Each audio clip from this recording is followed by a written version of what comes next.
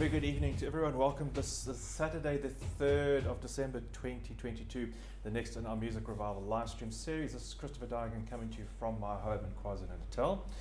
And it's another beautiful, calm, it's been a really beautiful, calm day after some very warm days yesterday, some cool, but really there's a stillness in the air, which I think we always wait to see what is next and what is happening in anticipation of everything with the festive season starting to unfold all around us. I'm hoping that you can join me for the next hour. I'm back on Facebook. For those of you on Facebook and even on YouTube, and you think, well, what on earth is he doing back? We thought he had stopped. Well, I did stop for a while. I didn't stop. I took an attempt to try and just gather the audience in one place at my website behind a members page, which was still free. We did that and we realized that, in fact, the members who were following us became very, very few. And so I've decided that this is really going to be back on YouTube and Facebook now, but this is really going to bring us to the end of the live stream series as we know it. That doesn't mean it's going to end completely, but at the end of December, I'm going to do my 4 live streams during December. By the end of December, this current program will come to an end. That does not mean that I won't be doing something in the future, but I've got a feeling there are going to be more produced productions, more produced presentations, not so much live, spontaneous. They might be different things and they will be certainly available, but certainly behind a gated environment and a pay-per-view system, probably on a one-off basis for each one, which is going to work much simpler, and you'll be able to buy them as you want to watch them one by one as we go.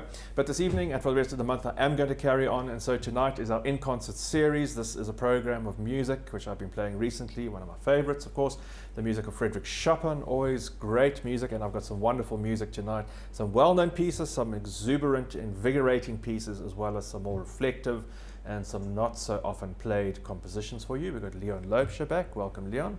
Thank you for joining tonight. Leon's on the controls and running the show again. And I am going to start off with a selection very positive. There's one of, well, hopefully 2 polonaises in this evening's program. The military polonaise I'm going to start with. Polonaise being a Polish dance.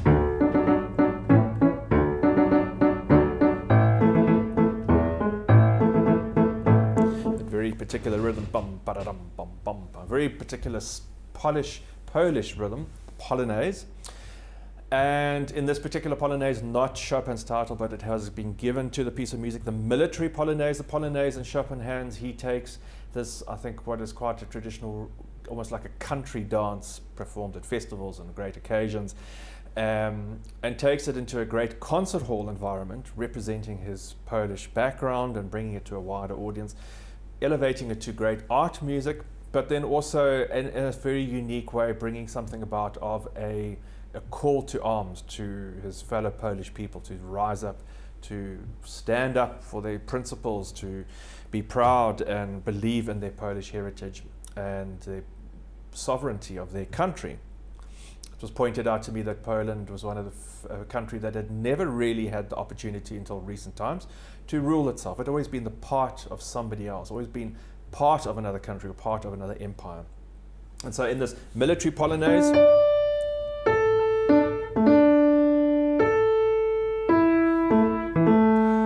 bugle like call, trumpet call, so you put the 2 together.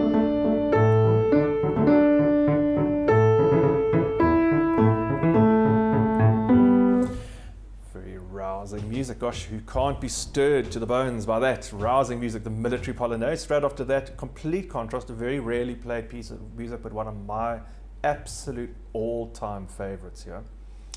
This is the last of the Chopin nocturnes. Now I'm playing a number of nocturnes this evening, and these are pieces, a chance for reflection, nighttime, a time of reminiscence, looking back at the day, at your life, dreaming about what has been, what might have been. It's kind of a very inward feeling and a very gentle feeling in a moment of stillness, and often in these pieces there's a tense sense of turbulence. And in this particular piece, the one that I'm fond of, the last nocturne, opus 62, number 2, there's a great sense of resignation about this music. Chopin is now in his last months, his last weeks maybe of his life. He knows things are coming to an end, and he's looking back at his life with a great sense of acceptance, pain, maybe.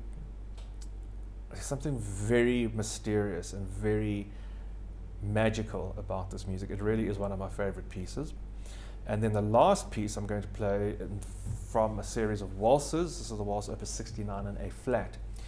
And a number of pieces I'm playing tonight are from compositions that were found amongst Chopin's private papers after his death. So he didn't publish all of these pieces during his life. After his death, his friends and his family found a number of compositions which had never been brought forward to the general public. Possibly they were very personal pieces, possibly he thought they were not his best works, possibly they were something he didn't want to share with anyone else. But nevertheless, they have been published. So they span a number of different years, from very early youthful works to maybe pieces of music written in his last weeks or days of his life. And so the first of these I'm going to play is a beautiful waltz. It's something very nostalgic and very unadventurous. It's just a warm, self-contained feeling in this music.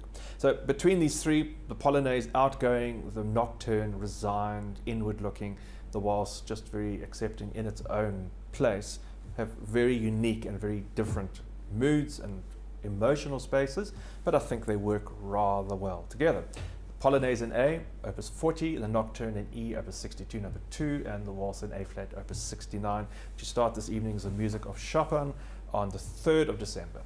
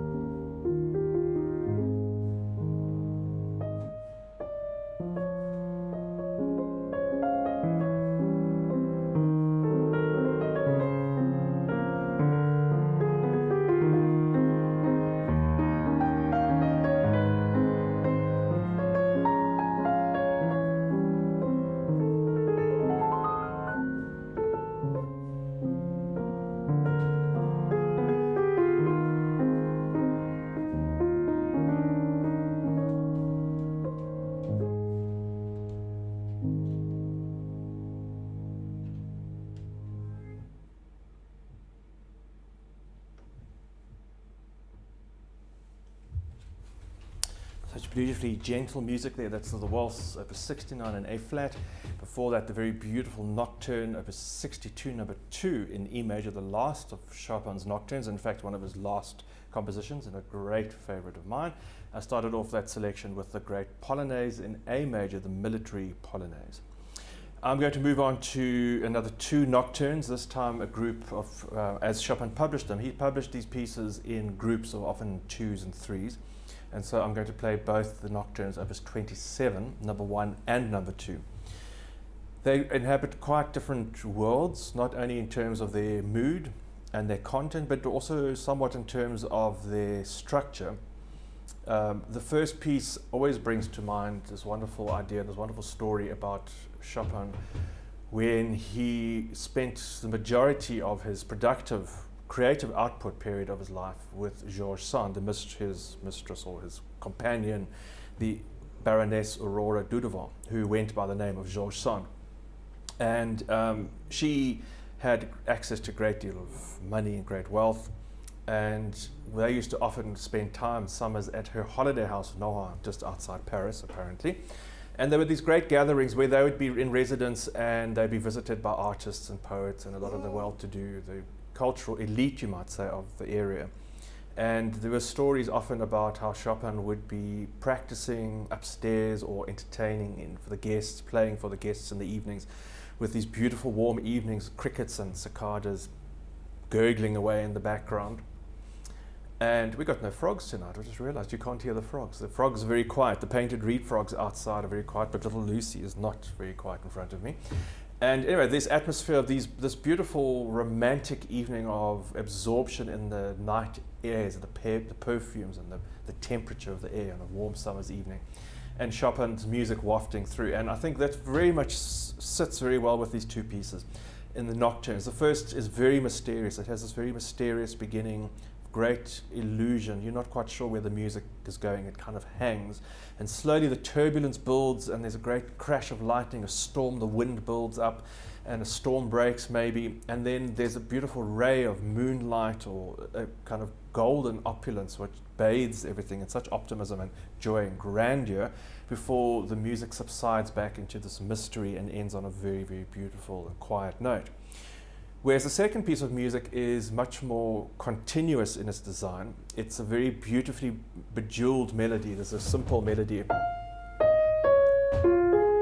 which comes back 3 times. And each time Chopin presents a phrase and then adds little details and little ornaments around it with this very consistent pattern of the left hand. It just doesn't change. It's really acknowledged as one of Chopin's most beautiful and elegant, graceful compositions. It was perfect, the Nocturne, opus 27, number 2. But they're 2 very great and wonderful pieces together.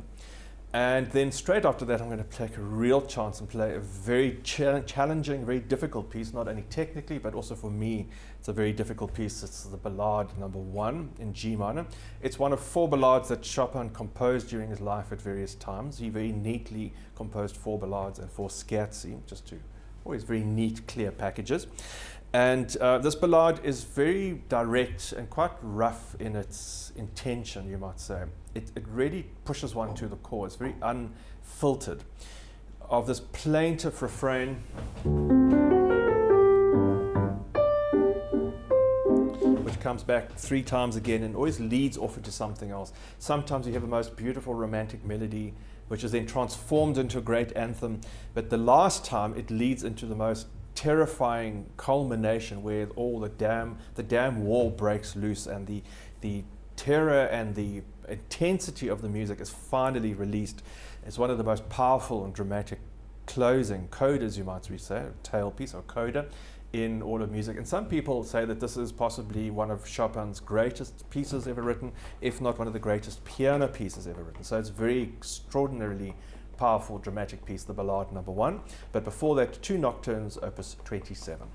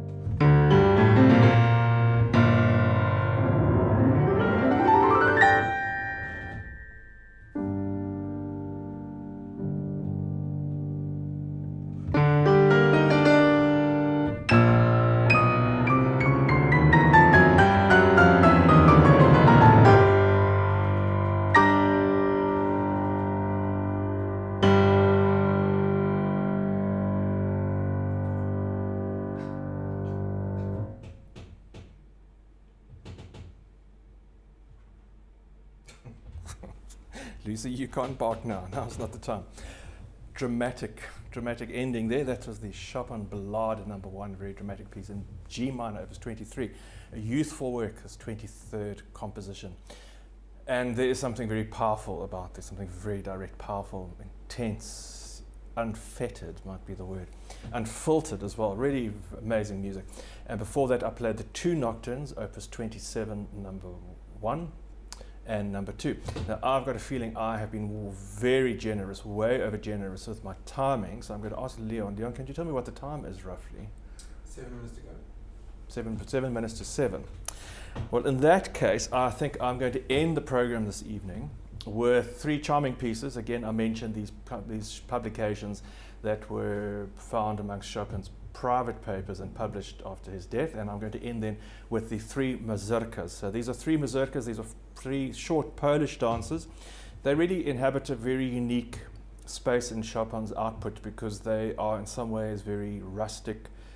There is an element of a uncomplicated, I wouldn't say simple, but an uncomplicated nature to them, very direct, something that was obviously very close to his heart, something that's sometimes hymn-like, something that's slightly dance-like at times. It has unique elements of sort of traditional sound or traditional scale with unusual drones or repetitive, unusual notes in the music. So they were, I think, very extraordinary pieces and very close to Chopin's heart.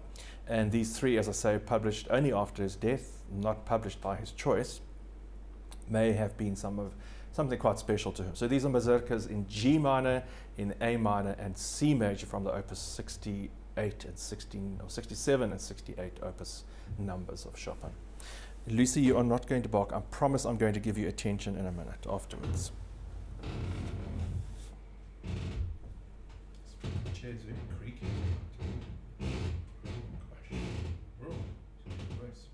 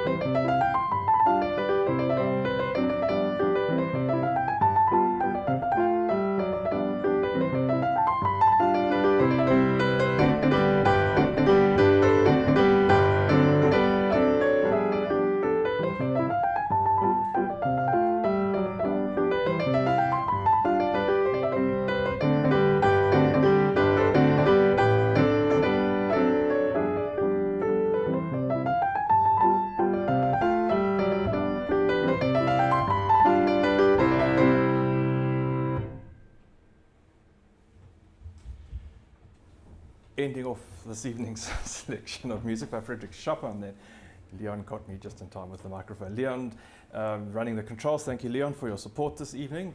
This brings us to an end of this evening's program, the music of Chopin. Those were 3 mazurkas from Opus 68 and 69. It's often been said that only people who grow up, Polish people who grow up with these folk dances in their ears and with the perplexity of the rhythms, the sort of twist of the rhythms, which is rather unusual, very unusual. It is said that only real Polish people are able to really bring justice to this music. So if there's anyone who's hearing, let me know what you think. I thought some of that was very interesting. It's always thinking it's very interesting. Lucy's thinking it's very interesting. Hello, Lucy. Come on, Lucy. Everyone wants to see little Lucy. We haven't seen Lucy. Everyone's been missing little Lucy. Hello, little Lucy. Yes, you had a haircut a while ago. How are you doing, Lucy? How's everything? Are you getting camera shy these days? What's wrong? Oh, you are a bit sad. Lucy's missing her sister, little Freedy. Yes, little Frieda's not with us anymore. But little Wendy Pop is. And how's Lucy? Who's the sweetest, cutest little girl in the world? It's little Lucy. Hello, little Lucy, the long-haired Dachshund. It's you. It is you. I know it's you. Oh, look, here's Wendy Pop's also desperate to come up. Okay, Lucy, you're going to have to go down. We're going to go into a bark fest now. I know because I'm going to pick up Wendy. Here's Wendy Pop with a big waggy tail. Yes, there's a big waggy tail. Hello, Wendy Pop. Yes, how are you doing? Oh, you're also very pleased to be on the live stream. Yes, you haven't been on the live stream camera for a while. Oh, you've got a big scratch. Yes, always very scratchy at this time of year. And a waggy tail. Always, always. Thanks, Wendy Pop. Well, that does bring us to an end. So I will be back then on this coming Wednesday. That will be the 7th of December at 7 p.m. I'll be back with another free live stream. This will probably be on YouTube, maybe on Facebook as well. If you are watching on Facebook and you've enjoyed it, please let me know what you think. To say hello, wherever you're from. Great to see, hopefully great to see many of our old supporters and friends back. And of course, if you are able to support me once again, if you'd like to donate towards these productions and just the costs and the possibility of making them ongoing for the rest of the month, please visit my website and you'll find details there with various options to donate. Look forward to seeing you Wednesday. I'm going to play out with a little outro, I think it's called, as usual, the improvised piece of music, and look after yourselves and stay well.